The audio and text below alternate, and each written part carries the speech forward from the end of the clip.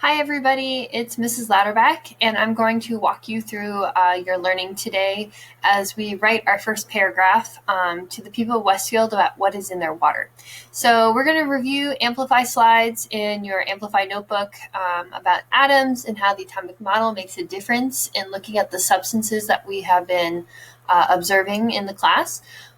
We will add key concepts 3 and 4 into our Google Slides, and then we'll also look at the Amplify slide 14, which is looking at the substances in more detail. Lastly, you're going to work on your paragraph, which will be worth assessment points, so it's going to be graded a little bit. The grade will have a little bit more effect on your overall grade in the class, so you want to make sure you give your best effort. And as always, if you have any questions or concerns, feel free to email me, and I'll try my best to help you out as we work through this from home. So what I want you to do is I want you to open up your Amplify notebook from your bookmarked page. Remember, you should have these bookmarked in your browser. And I want to start with the vocabulary. So just to review, atoms are the tiny pieces of matter that make up everything. There we go. All right, so they're tiny pieces of matter that make up all the stuff in the world. Okay, and that matter is anything that has mass and takes up space.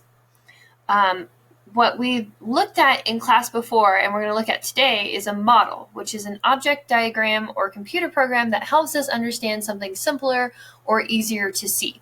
So what I would like you to do is I'd like you to pause this video and make sure you have all of these terms added into your glossary of your Amplify notebook. All right, so just to review, and this is from the previous lesson in class too. So if you also don't have these terms as well, you want to pause the video and make sure these are typed into your Google Amplify slides. All right. So just to review, the people of Westfield have this reddish-brown substance coming out of their water pipes. And when it opens the faucet, it's in the house. This reddish-brown substances are found in the house, but they're not found in the well. What we ended up finding in the well was fertilizer from the nearby farm. So they turn on the tap, and they have this pretty gross, disgusting water coming out. And so we're trying to figure out what that water is, okay? So our goal is to look at what the reddish-brown substance is in the water and explain it to the people of Westfield. In the previous lesson in the classroom, you should have learned that different substances have different properties. That's why all three substances look very different from one another based on our observation of appearance and look. We also added key concept 2, things that are too small or too large to see can be studied with models, and we'll look at another model today.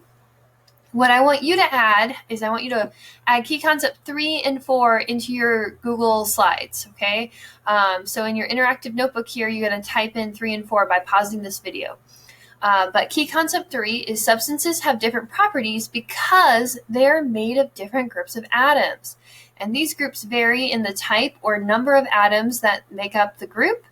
And then key concept 4, groups of atoms repeat to make up a substance. So as I said before, you want to pause this video and make sure that you include key concept 3 and 4 into this slide. So let's explore those concepts, okay? So you should have learned about, each of the substances. They all look different. You made observations on their appearance, all right? Those are observations you make with your eye, okay? Direct by looking at it, feeling it, seeing it, okay? But like we said before, sometimes there are things that we can't see on a smaller level that we make a model of to understand. And so we looked at the reaction, and then we found out that material is made up of atoms, and you looked up what atoms are. Then I asked you to read an article here about some of the compounds that we see in everyday life. But here on slide 14 is the real information to help the people of Westfield. So after analyzing the samples, Dr. Young was able to model the atoms and groups of atoms that repeat to make up the pipe, fertilizer, and reddish substance. You're going to examine the models and answer the discussion questions and pick the claim you best think is supported by the information. So the top of this reference guide, okay, is those observations that you've made. Now, so you may notice that, oh my gosh, this is kind of basic observations. You should have probably made more detailed observations in the classroom. When we talked about the iron pipes, it just says gray and solid room temperature. Some of us went beyond to talk about the particles and the mass, which is excellent. Same with the white fertilizer. All they have here is it's white and a solid at room temperature. When you looked at it at a closer detail with the vial, you probably saw that they have crystal-like structures to them. All right. Now, what I want to point out to you is the repeating groups of atoms. All right. When we look closer at what truly makes up these substances, we see that they're all made of different groups of atoms. The iron pipe is made of repeating groups of iron. The fertilizer is made up of repeating groups of sodium nitrate, or NaNO3. And that the rust, which is that mystery brown substance, we now know that the mystery brown substance is rust in their water, is made up of repeating groups of iron and oxygen atoms, Fe2O3. Okay, so this is rust. This is that mystery substance. It's a whole new substance, something completely different than what we were originally looking at. So we've got the iron with its physical properties and the atomic structure, fertilizer with the physical properties and the atomic structure, and then rust, which was the mystery substance and the atomic structure here. So originally I had planned for you to do slide 15, and there are a lot of things wrong with slide 15, so we are not going to worry about slide 15. In fact, just ignore it for now, because all you need to do the writing is slide 14, which is the substance reference guide, and you also need slide 9, which is your descriptions of the observation. So slide 9 and slide 14 are key to writing your paragraph. So now let's look at the paragraph. Okay, so the writing to the people of Westfield. Dr. Young wants you to explain what the reddish-brown substance is to the people of Westfield. As you write the argument, remember to state your claim about the identity of the reddish-brown substance. Use the evidence from both the observations and the atomic models to support your claim. Have a concluding statement about identifying the mystery substance and include the vocabulary listed below.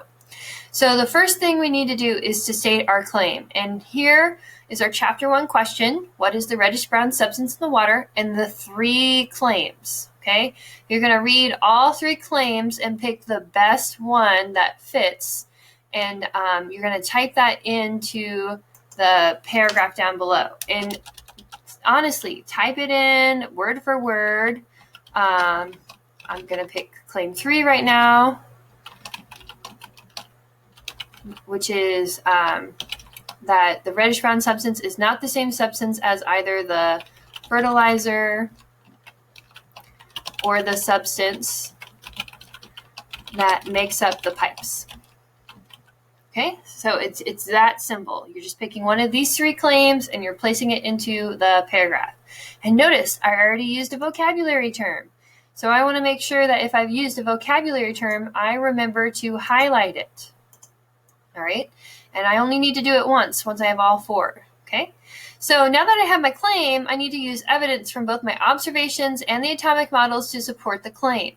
So I'm going to go back to my Amplify notebook, and I'm going to look at my observations. So the pipe substance is a dark brown color, particles look metallic, rectangular in size, has the greatest mass. So it's as simple as taking this information and placing it into the paragraph as we explain each substance. Okay, so you're going to have to add a little bit to the formatting. Oh, goodness, I did something. Didn't mean to do that.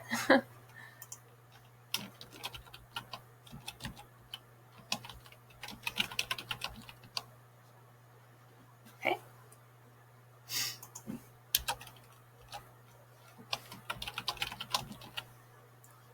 Notice how I'm editing things as I go. I never want to directly just copy and paste things. I want to make sure that the sentences flow and that I'm checking my grammar here. Okay. Now, This was just based on my observations, that the pipe substance is dark brown color and the particles look metallic, rectangular, and smallest in size. All right.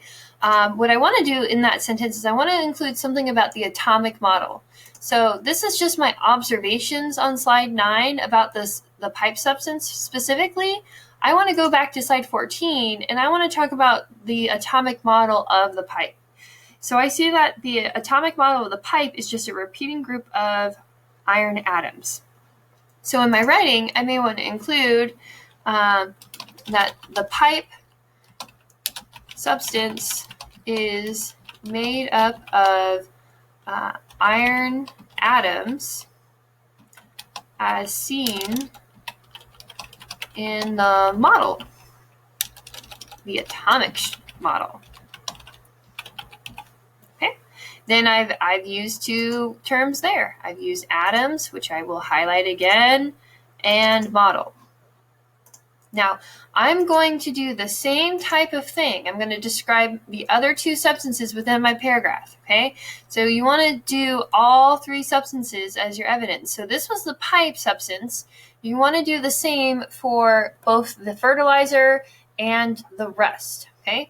So once you have done that for the remaining substances, you're going to add your last thing, which is a concluding statement about identifying the mystery substance. And it's pretty straightforward. It can be something as, lastly,